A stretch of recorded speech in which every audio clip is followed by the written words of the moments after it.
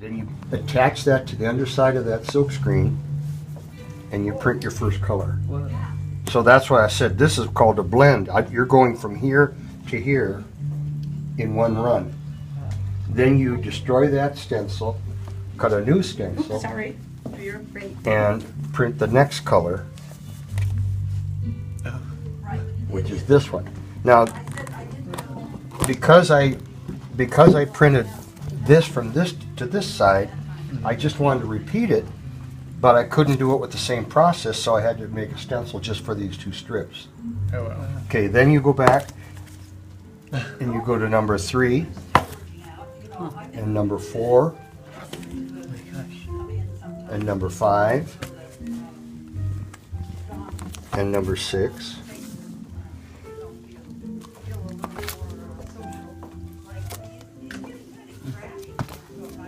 That's so cool. Wow. Going too fast? No. Should go real fast, and then it would just go brrrr. And then that's the finished one. Wow. So cool. And like I was telling Andy, Wow. I never really know how many colors it's going to take. I mean, okay, you got to have blue for the sky, you have green for this, you got to have yellow for that. You have an idea, well, it's going to take 8 colors, maybe 10. But until you're done, until you lift that screen for the last time and it says, okay, you're done. It's like opening packages at Christmas time. You don't know what you're going to, or taking pottery out of the kiln until you finally see it. And a lot of times, that art piece is going to talk back to you and say, you're not doing that to me yet. You know? So then you find that you have to think, well, I can't go that big a step. I'm going to have to ease it into the next one. So that's kind of how it's dictated as to how many colors I end up with. Wow. So Wow. Did you come up with this? Well, you know, there are other artists. Well, there's other artists that do. Are you referring now to the silk screening or to the imagery? The imagery, if you're familiar with a man named M.C. Escher, Yeah. I have an Escher watch. Oh yeah. So I've definitely I been remember that influenced art by class. Escher. Yeah. See, so yeah, I have been influenced by Escher. But I also tell people I've been influenced by Walt Disney because there's somewhat of a storyline, an animation kind of a thing. Yeah. that's really cool. Okay, this is a film with a mylar backing. So it's got plastic on the back. And the reason that you use this is, let's say for example you're going to cut out a donut. If you cut the donut out, how are you going to hold the hole in place?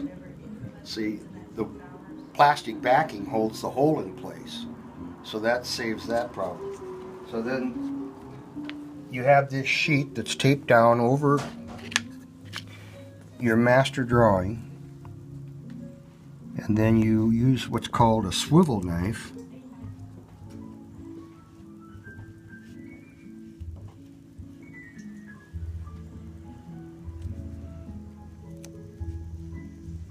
And I'm cutting out the space between the trees.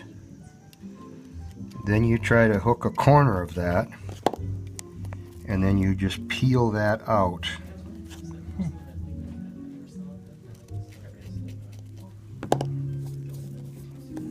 You have to do that for every piece or every area between the trees that you want to have on that particular run. Is that clear for you? Yeah. Does that work? And then, let's say you want to do, they have what's called a loop cutter. And let's say you want to do, let's say evergreens. I like their regular stones.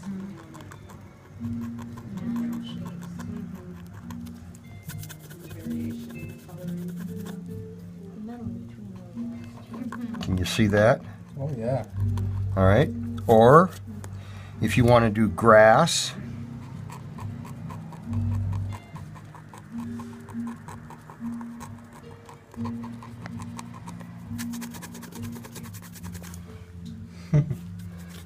so there are a couple of tools that will allow you to do things like that. And if you look at the other pieces up on the wall, then you'll see where that's been used.